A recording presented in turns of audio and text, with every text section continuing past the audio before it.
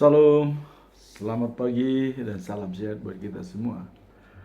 Firman Tuhan pada hari ini, pada hari yang ke-347, tanggal 12 Desember tahun 2024, diambil dari kitab Kejadian pasal 2 ayat yang ketiga. Perikop, kuduskanlah hari ke-7.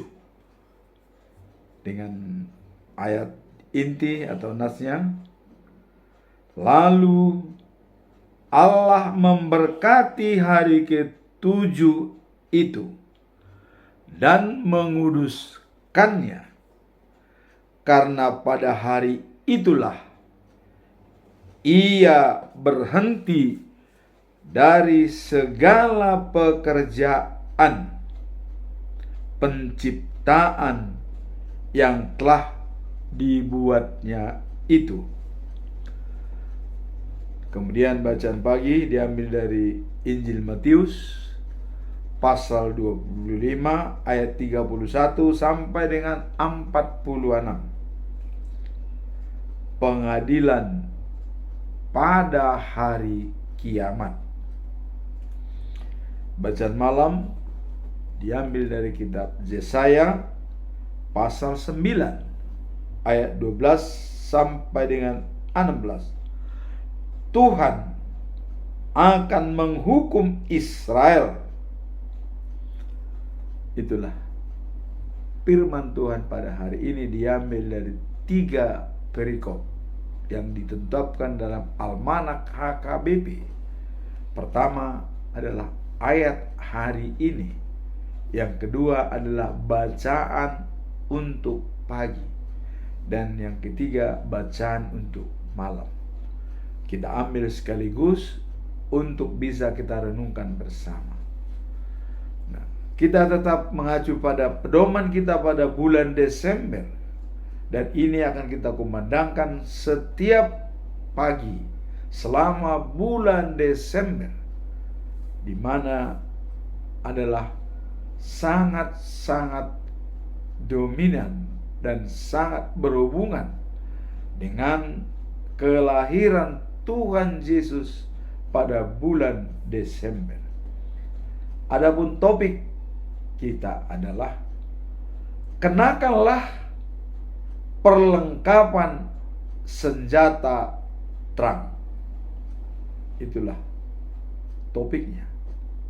Dan ini dijabarkan dalam Yohanes pasal 1 ayat 9. Dikatakan, terang yang sesungguhnya yang menerangi setiap orang sedang datang ke dunia.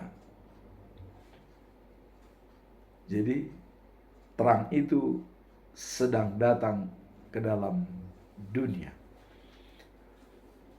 Berbicara masalah terang, dari mana asal daripada terang? Itu sesuai dengan firman Allah dalam Kejadian 1 ayat yang ketiga, dikatakan, jadilah terang, maka terang pun jadi. Di sini sekarang adalah terang yang sedang datang ke dunia. Apakah terang itu? Dalam firman Allah, di dalam Injil Yohanes, ya, pasal 3 ayat 16 dikatakan, begitu besar kasih Allah pada dunia ini, maka Ia mengirimkan anaknya yang tunggal, dan barang siapa percaya kepadanya tidak binasa, melainkan beroleh hidup yang kekal. Itu sudah difirmankan oleh Tuhan Allah. Karena kasih-Nya kepada dunia ini, Dia mengirimkan anaknya yang tunggal. Kemudian pada waktu Yesus dibaptis di Sungai Yordan, artinya Dia sudah dewasa. Disinilah semacam pelantikan atau pentahbisan Yesus sebagai anak Allah. Dan kalau kita lihat dalam Matius pasal 3 ayat 17, ya, dikatakan bahwa waktu Yesus dibaptis dan setelah Dia keluar dari Sungai Yordan,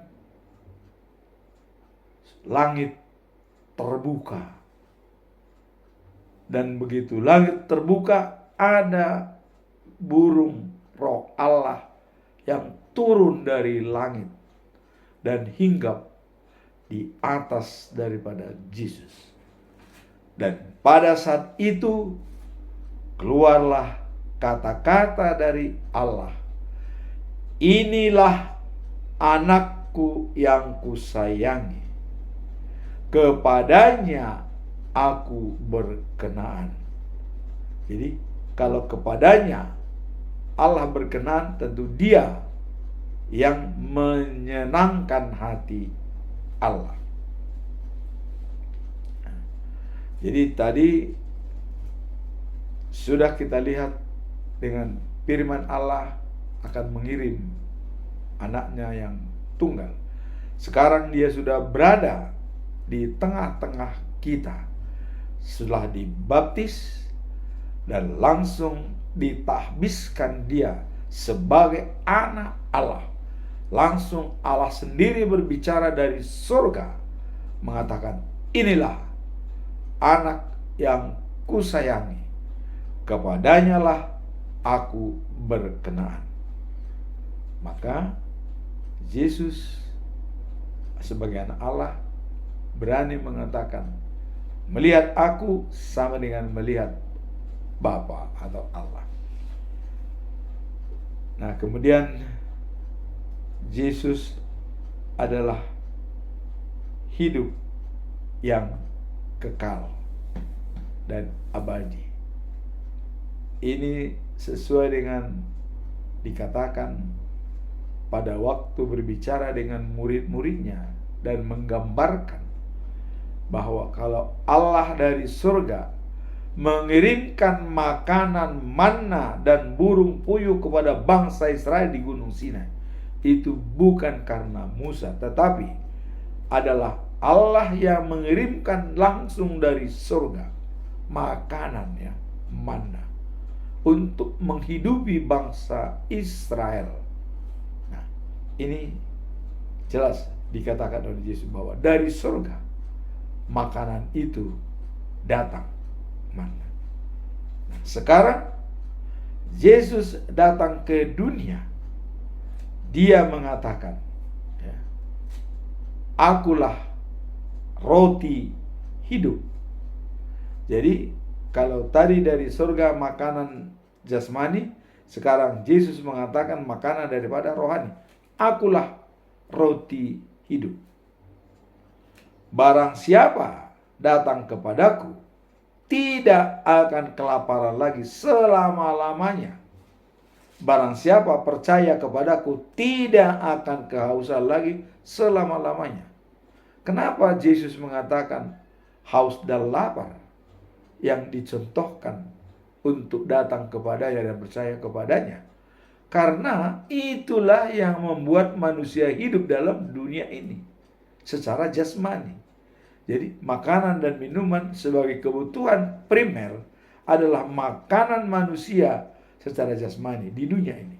Sekarang Yesus mengatakan, dia mengatakan makanan rohani, artinya hidup yang kekal selama-lamanya. Kalau makanan jasmani tidak selamanya, hanya sesaat.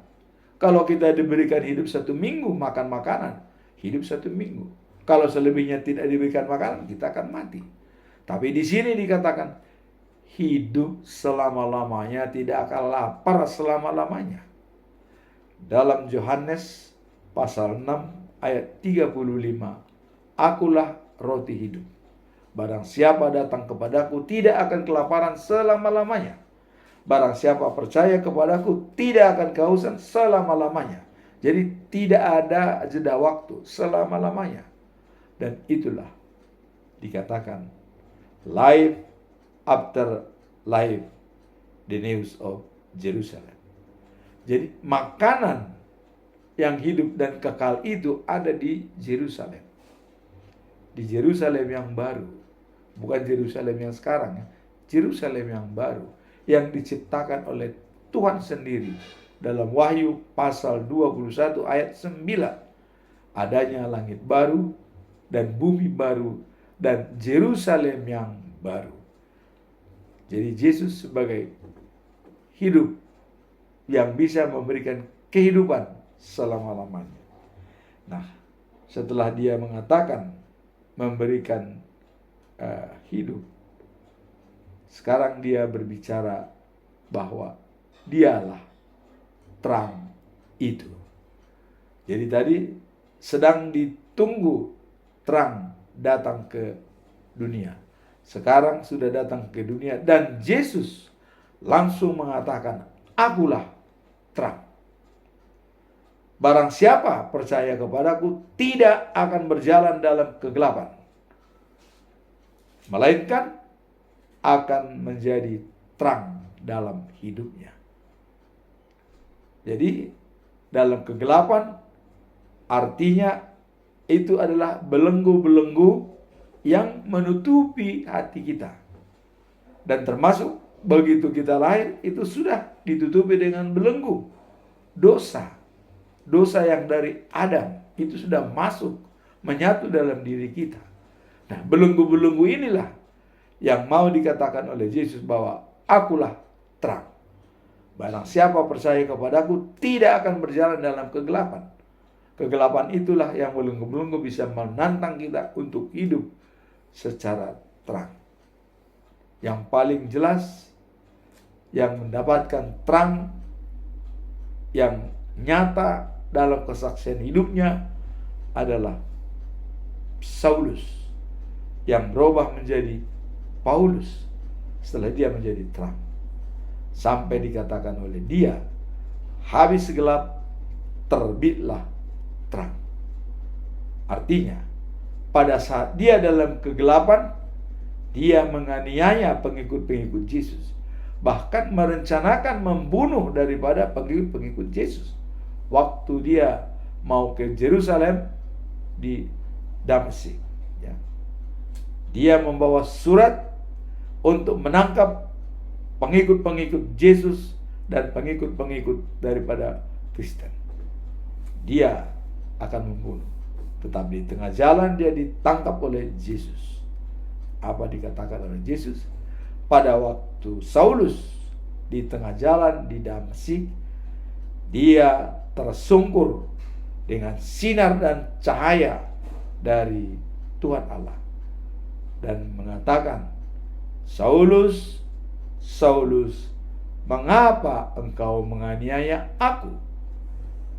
Saulus bertanya, siapakah Tuhan? Akulah Yesus yang kau aniaya. Dia langsung pada waktu itu tengkurap dan sujud dan juga bangkitlah. Begitu dia bangkit, matanya sudah buta, tidak melihat. Dan pergilah ke jalan lurus, di sana ada yang menunggumu. dia pergi. Dan juga si Ananias lah yang mendoakan dia supaya bisa melihat. Sehingga dengan demikian dia paling gencar memberitakan pemberitaan firman Tuhan. Bahkan lebih besar ya pengaruhnya daripada Yesus. Paulus sangat berapi-api dan dia masuk keluar penjara sudah dialami. Terdampar di tengah laut juga sudah dialami. Dan dihina oleh orang juga sudah dialami. Sehingga dia mengatakan, bagiku hidup dalam Kristus, kematian adalah untung. Kenapa dikatakan untung kematian? Karena dia melihat Yesus mati, dikuburkan, dan bangkit pada hari ketiga. Itulah dikatakan kematian untung bagi dia. Karena dia juga mengarahkan bangkit setelah mati. Life after life. Jadi hidup setelah kehidupan sekarang. Bukan mati setelah kehidupan sekarang. Kalau kita mati setelah kehidupan sekarang, itulah kuasa iblis. Nanti kita lihat dalam perikop selanjutnya bagaimana mati setelah hidup, dan itu berada di sebelah kiri Tuhan dan akan dihukum ke neraka selama-lamanya. Nah, sekarang kita lihat terakhir daripada Yesus adalah terang, dan disimpulkan oleh Yesus sebelum dia naik ke surga ya. Sebelum dia naik ke surga, Yesus menyampaikan kepada murid-muridnya ya, tidak lama lagi aku akan pergi ke surga dan kalian pasti tahu jalan menuju sana. Nah, Thomas langsung berbicara, bagaimana jalan itu? Bagaimana caranya kami ke sana? Kata Thomas. Datang Yesus menyampaikan, akulah jalan, kebenaran, dan hidup. Ya. Jadi tidak ada seorang pun yang sampai kepada Bapa tanpa melalui aku. Jadi karena Thomas tadi menanyakan bagaimana cara dan jalan ke sana, Yesus langsung mengatakan, akulah jalan, kebenaran, dan hidup. Ya. Nah, kebenaran sudah disampaikan, kebenaran firman. Firman itu adalah Allah, dan firman itu bersama dengan Allah dan menjadi Allah sendiri firman itu. Berarti kebenaran firman adalah Allah, karena Yesus juga berdasarkan firman di dunia ini ya. Firman. Jadi firman, kalau dia dari firman menjadi ada di dunia, dia adalah Allah. Jadi firman itu adalah Yesus, dan Yesus sama dengan Tuhan. Itu tidak terbantahkan karena firman itu adalah Allah. Sedangkan Yesus adalah firman ada di dunia. Nah, sekarang Yesus setelah kebangkitannya dari kubur, dia mengatakan, saya akan berangkat untuk menyiapkan tempat di sebelah kanan Bapa. Datang tuh, bagaimana jalan ke sana? Akulah jalan, kebenaran, dan hidup. Tidak seorang pun yang sampai kepada Bapa tanpa melalui aku. Nah, itu tertulis di dalam Yohanes pasal 14 ayat 6. Ya. Dialah jalan. Kemudian datanglah Filipus ya. Katamu tidak bisa sampai kepada Bapa. Di mana Bapa itu? Tunjukkan kepada kami Bapa itu supaya kami puas, kata Filipus. Ya. Datang Yesus, Filipus, kamu sudah begitu lama bersama dengan aku, kok kamu tidak mengerti siapa aku sebenarnya? Datang Yesus mengatakan, melihat aku sama dengan melihat Bapa. Wow, tegas ya. Penjelasan Yesus sebelum dia naik ke surga sudah dijelaskan bahwa dia adalah Allah. Melihat aku sama dengan melihat Bapa. Wah, ini sudah jelas. Tidak perlu diragukan lagi. Nah, kemudian dikatakan, aku bersatu dengan Bapa dan Bapa bersatu dengan aku. Terus mau cari kemana lagi kau Bapa itu? Katanya. Itulah penjelasan Yesus terakhir sebelum dia naik ke surga.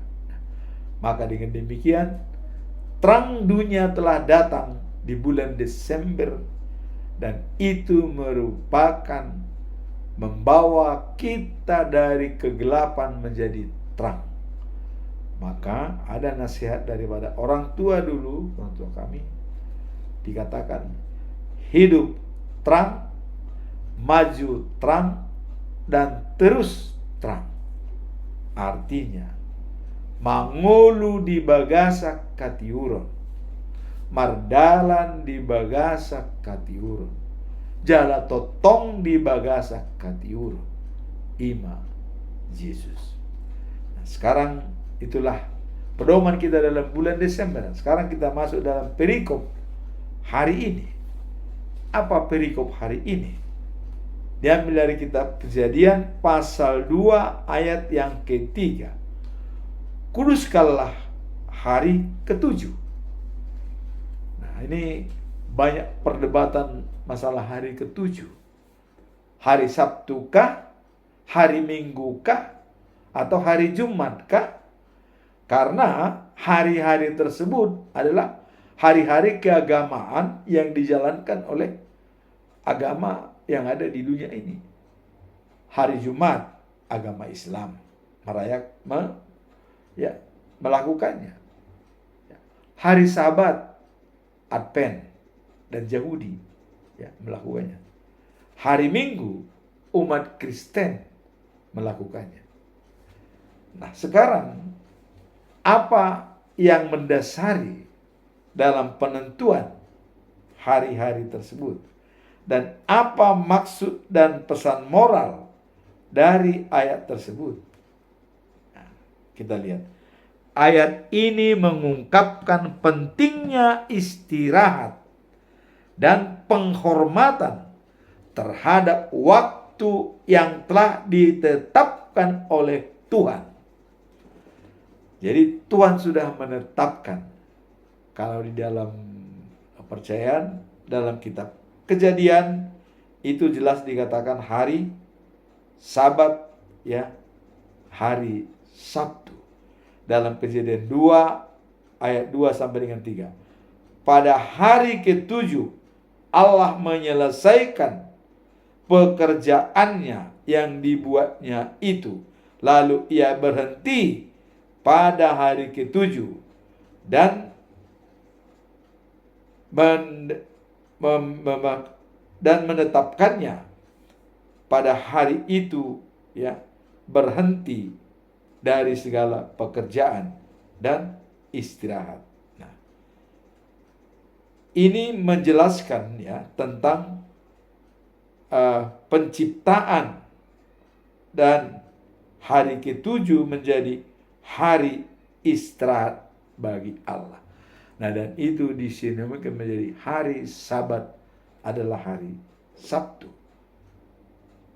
Kemudian dalam konteks Kristen, hari ketujuh itu sering kali dipahami sebagai hari Sabat, yang menginjilkan kita akan pentingnya istirahat dalam hari tersebut, karena Tuhan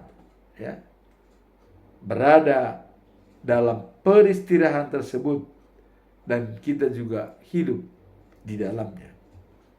Nah, sekarang masalah hari Sabat dan Minggu atau Sabtu tidak menjadi persoalan bagi kita. Yang penting bila ditinjau dari misalnya sudut pandang teologi atau globe dunia, ya, hari manakah yang benar? Hari Sabat itu atau hari Minggu? Nah, sekarang mari kita lihat kenyataan di dunia ini. Ya. Hari Minggu pagi jam 10 kita sering menonton pertandingan tinju dari Las Vegas. Pertanyaan, hari apakah itu di Las Vegas? Adalah hari Sabtu. Jadi hari Sabtu di Amerika, di Indonesia adalah hari Minggu. Maka tidak perlu dipersoalkan hari Sabat atau hari Minggu atau hari Jumat. Tapi yang jelas 6 hari Allah menciptakan dunia dan berhenti pada hari Sabat. Dan kalau kita umat Kristen menentukan hari Sabat adalah hari Minggu, ini melihat dari sejarah kebangkitan Yesus. Karena Yesus mati hari Jumat, dikuburkan, dan bangkit pada hari Minggu pagi. Ya, pada saat buha-buha hijau, ya, artinya sangat pagi, ya. Nah, jadi itulah sebabnya bagi umat Kristen merayakannya hari kebangkitan Yesus menjadi hari Sabat. Dan itu dikatakan sebagai penghentian. Disitulah beristirahat. Apakah ini salah? Saya kira bagaimana kita mengimaninya? Seperti tadi saya bilang, hari Minggu di Indonesia, hari Sabat di Amerika. Nah, tentu bangsa Yahudi pada jam yang sama mereka merayakannya hari Sabat. Dan kita di Indonesia pada hari yang sama juga merayakannya karena hari Minggu. Jadi tidak perlu kita persoalkan masalah hari Sabat atau hari Minggu. Dan saya juga pernah, ya, berdiskusi, berdialog dengan Advent. Dia katakan, kami yang benar. Kami menjalankan hari Sabat, hari ke-7 sebagai penghentian, peristirahatan terakhir. Wow. Oke, saya bilang, kamu benar. Nah, sekarang, apakah kami umat Kristen ini tidak benar Kristen? Nah, dia bilang, ya enggak. Oke, mari kita lihat. Saya bilang, hari Sabat dengan jam yang sama di Amerika, ya, mungkin jam 7 atau jam 10 malam, hari Sabat. Dan di Indonesia, pagi, hari Minggu, jam 10 malam. Jadi bagaimana kita bisa mengatakan bahwa ini yang benar, ini tidak benar? Mari kita imani apa yang sudah ditentukan, bahwa itulah yang kita lakukan. Jadi sama dengan filosofi orang Batak, ya. Orang Batak itu ada istilah jambar hata. Jambar hata artinya kalau sudah dikatakan itu yang benar, tidak berdua. Ya, karena di sana, ya, dos niroha sibain nasaut. Contoh dalam misalnya adat Martonggo Raja sudah dibicarakan di Tonggo Raja, begini adatnya. Itu tidak bisa dirubah. Sudah dibicarakan, sudah dikatakan, itu yang dijalankan, apapun terjadi. Kalaupun ada yang mau menentang, oh adat kami begini, oh tidak berlaku adat mereka di situ, karena ini ditentukan raja, itu yang benar. Nah, kemudian jambar hata, ya. Kalau sudah dikatakan orang Batak, itu yang dipegang. Contoh, misalnya dalam acara pembagian jambar nih, jambar, ya. Dalam jambar itu ada biasanya kepala, ekor, ya, leher, ada rusuk, somba-somba, dan ada soit, ya. Soit itu adalah kaki, ya, kaki. Dan biasanya untuk bagian daripada dongan sahut atau teman sekampung adalah soit. Nah, tetapi setelah dilihat daripada jambar ini, tidak ada lagi soit. Nggak tahu entah apakah diambil, apakah tidak diikutkan, tidak ada, hilang. Orang Batak mengambil keputusan yang bijak. Bagaimana caranya?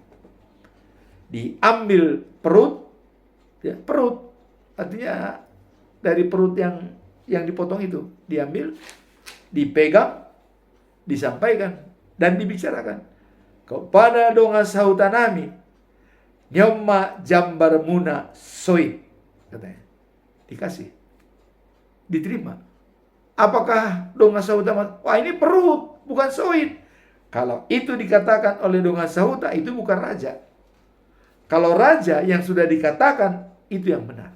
Apapun yang dipegang itu, walaupun perut atau bagian dari kuping, kalau dikatakan ini soit, itu berubah menjadi soit. Itulah jambat hata.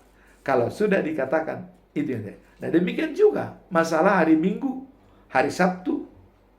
Kalau sudah diputuskan oleh gereja-gereja atau teolog-teolog bahwa hari kebangkitan Yesus itulah kita sebutkan sebagai hari Sabat atau hari Minggu, peristirahatan, ya sudah. Apakah perlu kita selidiki? Tidak perlu. Sudah dibicarakan itu.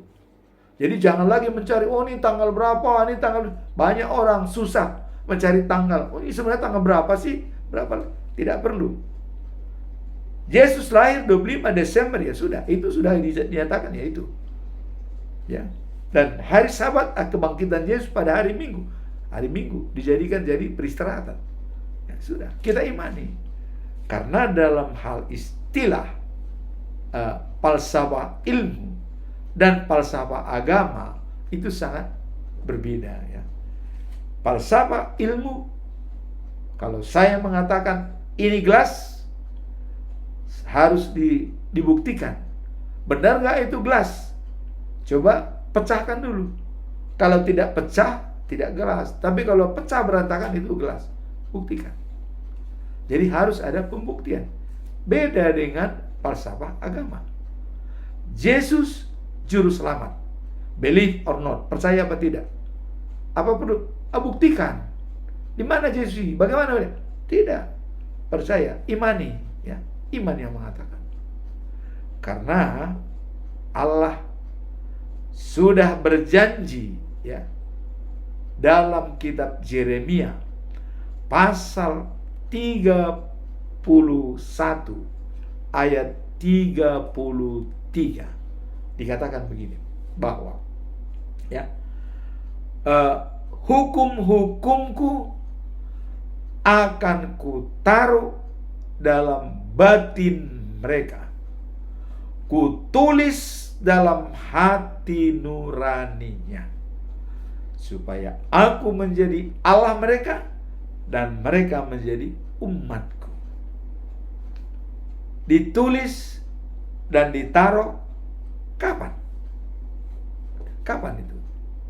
Nah, kalau di HKBP, kapan itu ditulis dan ditaruh dalam batin kita? Waktu pendewasaan iman. Kita diberikan satu ayat pegangan kita selama kita hidup. Jadi kalau ada orang yang sudah di CD dan tidak tahu CD-nya, dia itu diragukan menjadi umat Allah. Dan ayat CD itulah yang selalu kita dengungkan setiap hari, kemanapun kita pergi. Itu harus kita bacakan. Mau berangkat, baca. Mau tidur, baca. Mau kemana, baca. Selalu bacakan. Karena itulah yang menempel pada diri kita, yang diberikan oleh imam. Imam itu siapa? Wakil Tuhan, pendeta di gereja, ya. Ayat CD itu, itulah sebagai pegangan kita, yang dipatrikan di dalam jiwa kita, ditulis dalam hati kita, ya, ditaruh dalam batin kita, ditulis. Itu ayat CD. Ya. Nah, kemudian ada lagi, kalau kita melangsungkan perkawinan, ada ayat yang dipatrikan kepada kita, dilengkapi. Ayat CD itu dilengkapi karena kita melangsungkan perkawinan, diperkuat lagi. Kemudian kalau kita ditabiskan sebagai hamba Tuhan, sebagai pendeta, sebagai sintuan, ada ayat pegangan kita. Maka itulah yang dipatrikan, dimateraikan oleh Tuhan. Maka Tuhan mengatakan, jangan lagi lah kau ajari mereka, kenalah Tuhan begini. Sudah kutanam pada diri mereka, kata Tuhan. Nah ini. yang ditanam itu yaitu melalui hamba-hambanya, melalui imam. Ya, imam itu siapa? Para pendeta, gembala, ya, itu. Karena dalam Alkitab para imam, imam Lewi, ya, itu adalah gembala, ya, dan mereka adalah wakil Tuhan, perantara untuk berbicara dengan Tuhan. Nah, itulah mengenai hari Sabat tadi. Nah, maka di sini dikatakan menghormati hari Sabat menjadi hari peristirahatan. Dan jangankan Tuhan beristirahat, kita pun kalau bekerja terus-menerus tanpa istirahat, mungkin bisa cepat loyo atau kemunduran kesehatan. Maka istirahat itu adalah mengambil kekuatan untuk bekerja lebih baik lagi. Tuhan menetapkan hari ke-7 sebagai hari beristirahat, ya. Tidak bekerja, diam, dan khusus memuji dan memuliakan Tuhan dan kebesarannya. Nah, kemudian adanya tadinya perbedaan itu tidak perlu kita permasalahkan. Karena apabila kita mencoba menyelidiki bahwa hari Sabat di Amerika, hari Minggu di Indonesia. Jadi mana yang sebenarnya? Jadi kalau dilakukan juga kebaktian hari Sabat di Amerika oleh Yahudi misalnya atau Apen, dan itu dilakukan kebaktian di Indonesia pada hari Minggu, ya. Makanya kita sering lihat nonton bola pada hari Minggu. Kadang-kadang orang tidak pergi ke gereja karena menonton tinju dari Las Vegas. Padahal di Las Vegas itu masih malam Minggu, hari Sabat, ya. Nah, maka dengan adanya penentuan dari guru-guru atau pimpinan-pimpinan gereja bahwa menentukan kebangkitan Tuhan Yesus menjadi hari Sabat ditentukan setiap minggu, dan ini sudah baku dan itu sudah kita. Maka jadilah kita yakin dengan iman kepercayaan kita. Nah, sekarang kita masuk dalam bacaan pagi, ya. Bacaan pagi itu diambil dari Injil Matius pasal 25 ayat 31 sampai dengan 46. Nah, ini adanya pengadilan pada hari kiamat. Ini sudah sering dikhotbahkan, tapi selalu baru pada diri kita, ya. Bila Anak Manusia datang sebagai Raja, diiringi oleh malaikat-malaikat surga, Ia akan duduk, ya, di atas tahtanya yang mulia, di atas tahta yang mulia, ya. Segala bangsa, ya, akan dikumpulkan di hadapannya. Jadi semua bangsa dikumpulkan di hadapannya. Nah, bagaimana posisi daripada bangsa-bangsa tersebut? Nah, dia memisahkan seperti anak domba, ya, dan dipisahkan antara domba dan kambing. Jadi kalau di sebelah kanan itu dikatakan domba, di tempat di sebelah kanan, dipilih kamu di sini. Nah, kemudian di sebelah kiri itu kambing, ya. Sebelah kiri itu dikatakan kambing, ya.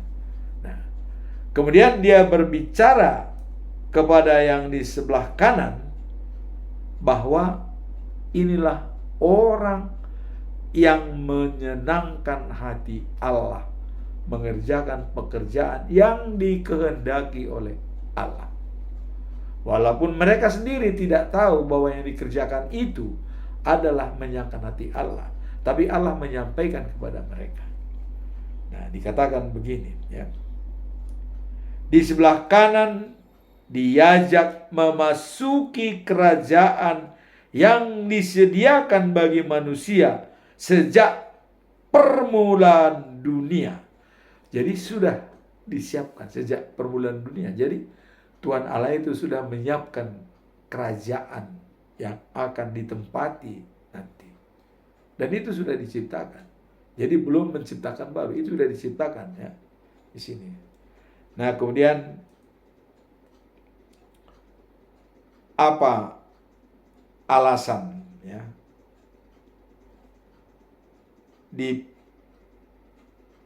ditetapkan mereka memasuki kerajaan surga? Karena Tuhan mengatakan, kalian melihat aku lapar, kalian memberi makan. Aku haus, kalian kasih minum. Aku tidak punya pakaian, kalian kasih pakaian. Dan aku tidak mempunyai harta, kalian berikan, membantu orang miskin. Itulah yang dikatakan oleh Allah kepada mereka. Nah, mereka menjawab, kapan kami lihat Tuhan itu lapar dan haus? Allah menjelaskan, yang kau berikan kepada orang yang tidak mampu itu sama dengan memberikan kepada saya. Ini sesuai dengan Amsal ya, pasal 19 ayat 17 dikatakan bahwa memberikan, membantu orang miskin sama dengan memberikan pinjaman kepada Allah. Jadi apa yang kita berikan itu sama dengan memberikan kepada Allah.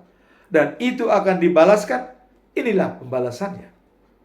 Di sini sekarang Allah mengatakan, apa yang kau berikan kepada orang itu sama dengan memberikan kepada saya. Inilah pembalasannya. Maka mereka semua dipilih dan akhirnya dikatakan, masuklah dan makan minum di tempat yang sudah disediakan, sehingga mereka diterima dalam kerajaan Allah. Nah, kemudian bagi orang yang jahat yang di sebelah kirinya, yang disebut tadi sebagai kambing ya, dikatakan bahwa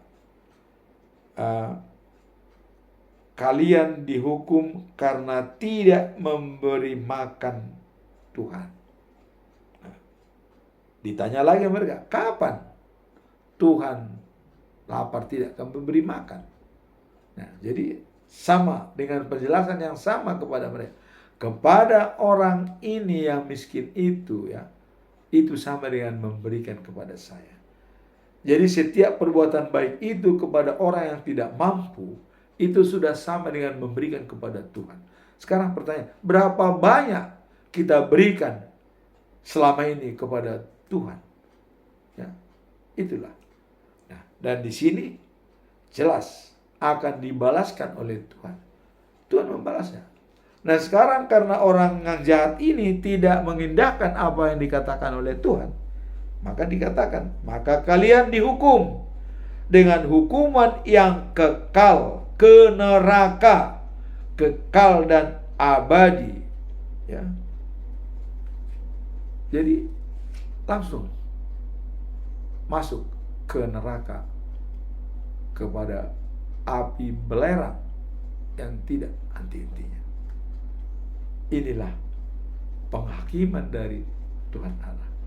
Nah, sekarang kita sudah tahu yang menghakimi manusia itu adalah Yesus yang pernah datang ke dunia. Dia juga yang menghakimi kita di surga. Sekarang pertanyaan, apakah kita masih meragukan Yesus sebagai Tuhan? Ya, terserah. Kalau kita mau masuk surga, yakin kepada Yesus, turut perintahnya. Kalau kita mau masuk neraka, jangan turut Yesus, lawan perintahnya. Ya, begitu saja, nggak usah repot-repot. Jadi kita pun berdebatan dengan teman-teman yang belum, nggak usah kita berdebat sampai bersilat lidah, sampai keluar emosi, nggak perlu. Jadi kata sekarang begini aja, kau mau masuk neraka silahkan, tidak percaya kepada Yesus. Kami ini mau masuk surga, makanya yakin kepada Yesus, karena Yesuslah yang akan menghakimi. Jadi kalau hakim itu tidak kita kenal, bagaimana kita bisa dihakimi? Kalau kita bilang kita manusia biasa atau nabi, bukan Yesus. Nanti begitu kita ketemu, loh, yang menghakimi loh Yesus. Loh ya, ya kamu kan tidak kenal saya katanya. Kamu siapa? Di dunia kamu bilang saya bukan Tuhan, ya kamu udah kesana katanya. Nggak kenal kau. Jangan sampai Yesus mengatakan dia tidak kenal kita pada saat penghakiman. Itu yang saya katakan kepada teman-teman. Kepada teman-teman yang masih belum mengenal Yesus secara sempurna, kenalilah dia mulai dari sekarang kalau Anda mau masuk surga. Karena sudah dikatakan, akulah jalan, kebenaran, dan hidup. Tidak seorang pun yang sampai kepada Bapa tanpa melalui aku. Dan dikatakan, melihat aku sama dengan melihat Bapa. Bapa bersatu dengan aku bersatu dengan Bapa. Mau cari kemana lagi Bapa itu? Atau Allah, ya. Mau cari kemana Allah? Sudah jelas datang ke dunia. Tinggal kita mengimani saja. Percayalah kepada Yesus, kita tidak akan kehausan. Datang kepada Yesus, kita tidak akan pernah kelaparan. Itulah masalah penghakiman dalam perikop pengadilan pada hari kiamat. Sekarang kita masuk dalam bacaan malam. Diambil dari kitab Yesaya pasal 9 ayat 12 sampai 16. Tuhan akan menghukum Israel.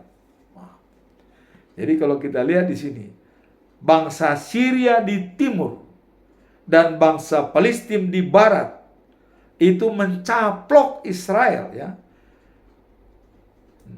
Tapi Tuhan masih tetap menghukum Israel. Karena kenapa? Karena mereka tidak taat.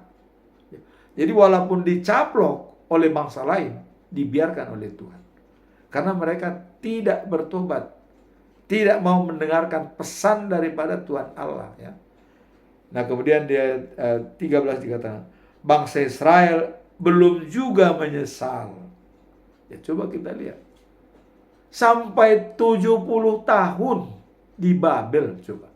Harusnya begitu 10 tahun sudah ada penyesalan. Tapi karena tidak ada penyesalan, terus dijalankan hukuman itu. Sampai 70 tahun diperbudak oleh bangsa Babel, ya. Dan diserang oleh bangsa-bangsa lain. Ya, kita lihat. Bangsa Babel itu 127 provinsi. Mulai dari India sampai Sudan. Ya, itulah mengobok-obok bangsa Israel, ya. Jadi di sini dikatakan bangsa Israel belum juga menyesal, walaupun sudah dihukum Tuhan yang Maha Kuasa, ya. Mereka belum juga bertobat. Ya, kita bayangkan 70 tahun di Babel. Coba begitu lama. Ya, itu udah seumuran dengan saya mungkin, ya. Saya udah berumur 70 tahun, ya. Itu tidak bertobat, tetap bandel, maka dihukum. Tapi setelah itu, ya, nah, dalam suatu hari saja Tuhan menghukum para pemimpin Israel, ya, dari pekerjaan mereka yang menganggap dan membuang kepala dan ekornya. Jadi membuang kepala dan ekornya. Jadi artinya kepala itu disinonimkan itu adalah orang-orang tua yang terhormat, raja-raja, itu dihantam oleh bangsa saya. Nah, kemudian ekornya itu adalah nabi-nabi palsu, nabi-nabi yang menyuarakan suara yang tidak jelas. Ya, waktu Elia, ya, berhadapan dengan 450 nabi palsu dari Ahab, ya, mereka mencoba mendatangkan api supaya membakar korban bakaran. Nabi-nabi palsu itu ada 450 orang. Sampai sore mulai dari pagi tidak bisa mendatangkan api.